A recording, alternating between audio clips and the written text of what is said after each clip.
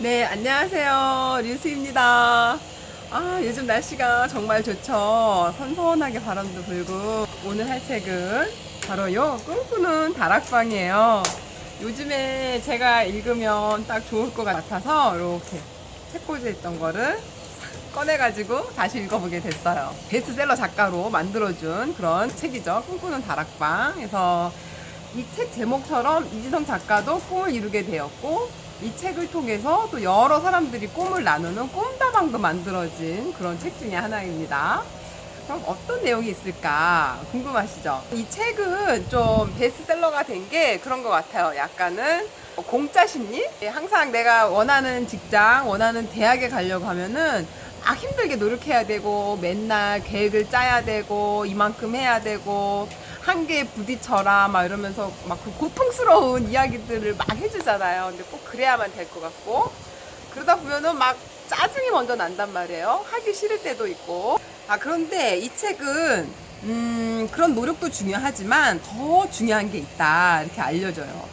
더 중요한 거는 내가 성공한 모습을 그대로 상상하고 꿈꾸라는 거죠. 그래야 더 빨리 성공할 수 있다고 알려주고 있어요. 그럼 이 책이 왜 베스트셀러가 됐을까? 거기에는 다 이유가 있겠죠. 자, 이지성 작가님이 이 책 안에 그 수많은 유명한 사람들의 사례를 적어 놓으셨어요. 네, 그러면 어떤 사람들이 이 RVD 효과를 이용해서 유명한 사람이 됐을까? 웨스트로더 회장님, 전화기를 만든 그레이엄 벨, 그리고 오나시스 선박왕, 스필버그 영화 감독, 그리고 아놀드 슈왈츠제너거, 아인슈타인, 히트호텔 회장님이 원래 벨보이셨대요. 벨보였다가 그렇게 세계에서 가장 큰 체인점이 많은 회장님이 되셨고, 이런 사람들이 모두 처음에는 일반인보다도 더 못한 저소득층에서 살고 있던 사람들이 거의 역사 속에 인물로 적혀질 수 있는 사람이 되는 그 과정에서 이 RVD 효과가 있었다는 거죠. RVD 기법을 알고 그만큼 도전해서 그 자리까지 올라가게 됐고, RVD 효과 모르는 사람은 그렇게 안 됐다는 거죠. 그 예시한 사람이 바로 이 피카소와 고흐예요. 이름만 딱 들어도 느낌이 오시죠? 자, 피카소는 살아서도 백만장자, 죽어서도 백만장자인 아주 돈 많은 화가 중에 한 명이에요. 그리고 반 고흐는 어때요? 살아생전에는 불운하고 불행하고 고난 속에서 살다가 죽고 나서 굉장히 작품들이 유명해진 그런 화가 중에 한 명이잖아요. 그러니까 이쪽은 행복의 아이콘, 이쪽은 불행의 아이콘이란 말이에요. 미술 작가 중에서. 그럼 왜 이렇게 됐을까? 피카소도 10년이 넘게 무명 시절이 있었어요.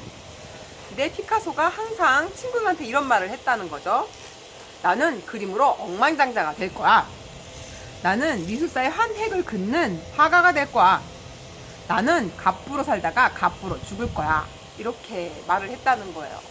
그러면 반 고흐는 어땠을까요? 반 고흐가 그 동생 태호한테 쓴 편지 속에 이런 내용이 있었다는 거죠.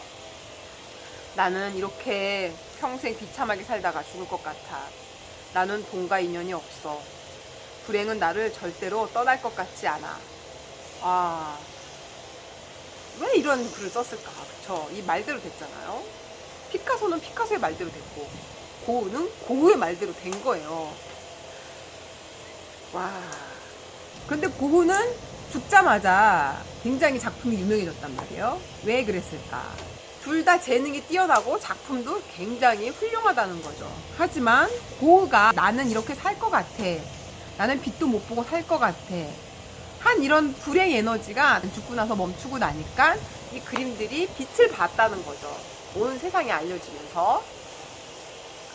고흐 미술관 가보신 적 있으세요?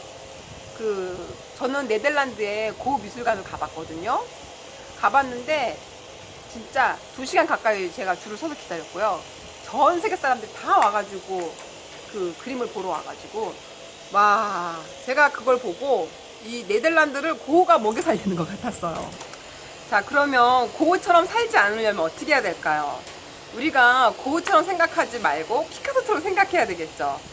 그래서 저도 3년 뒤에 저의 모습을 한번 이렇게 써봤어요. 그러면 그것처럼 된다고 하니까, 자, 3년 뒤 저의 모습입니다. 나는 막 이사를 가려고 준비하고 있다.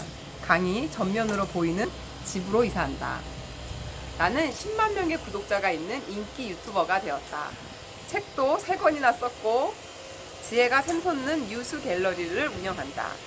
그곳에서 회원들과 교류하고 책을 읽고 소통한다. 그리고 이제 책을 읽고 나서 그림을 그리는 그림 치료를 한다.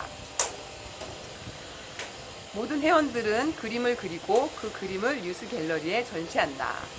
난 유튜브로 월 500에서 1000만 원의 수익이 생기고 내 그림은 1호당 50만 원에 팔린다. 벌써 그림을 사려는 대기자가 100명도 넘게 있다. 난 작가이자 화가이자 인기 유튜버가 되어 방송에 나간다. 나는 지금보다 훨씬 젊어지고 이쁜 모습으로 세상에 나왔다. 네.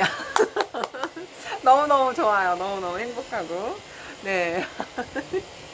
제가 이렇게 썼다고 막 뭐라고 하시지 마시고요. 이렇게 한번 같이 동참해서 써보세요. 그러면 굉장히 마음이 즐거워지실 것 같아요. 저는 3년 뒤에 이렇게 진짜 되고 싶거든요. 생각만 해도 막 너무 좋아요. 지금 저희 구독자분들 거의 다 유튜버 크리에이터시잖아요. 다 같이 이런 거 한번 써보세요. 써보시고 상상해보세요. 너무 기쁘고요. 계속 방송을 찍는 에너지가 생길 수 있을 것 같아요. 그리고 이지성 작가가 이런 RVD 효과에 대해서 여러 가지 써주셨어요. 그 RVD는 어떤 거냐면요. 리얼. 현실이라는 뜻이죠. 리얼. 비비드. 생생하게 약자 V. 그 다음에 드림. D. 꿈이라는 거죠.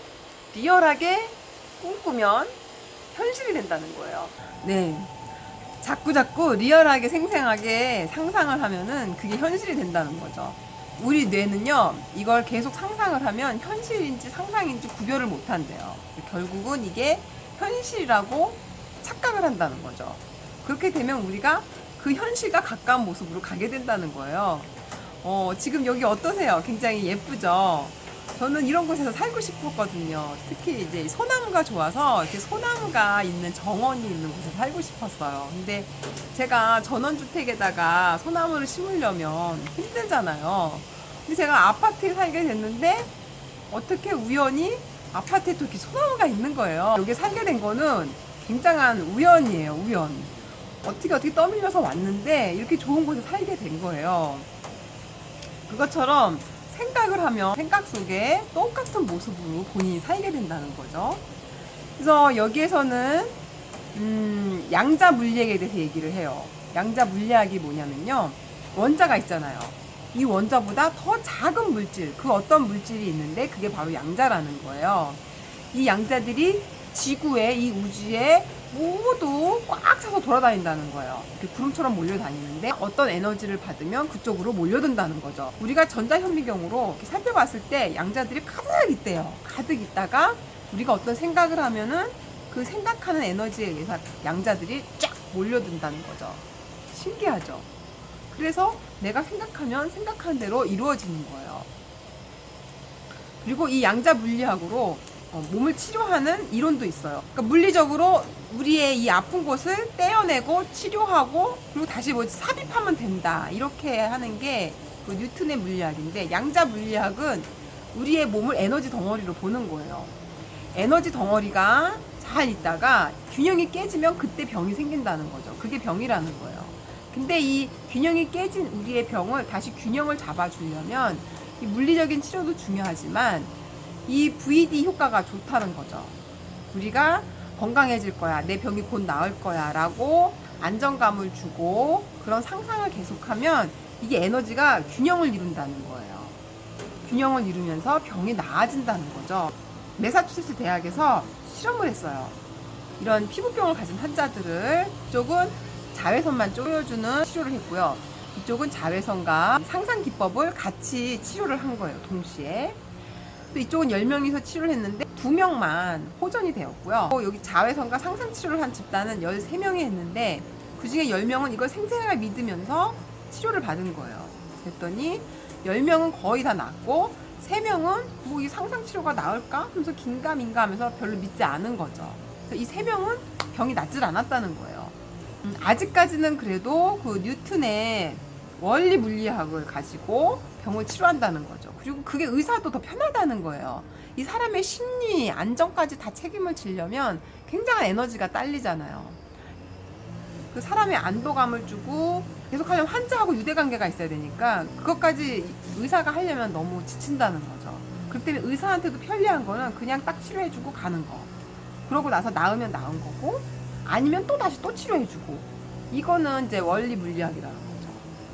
그러니까 의사한테 편한 건 원리 물리학이라서 거기까지만 그 실천을 한다는 거죠. 의학계에서. 근데 제가 보니까는 이 양자 물리학이 맞는 것 같아요. 그러면 RVD 기법에 뭐가 있느냐. 그래서 이 책에서 RVD 효과를 여러 가지를 얘기해줘요.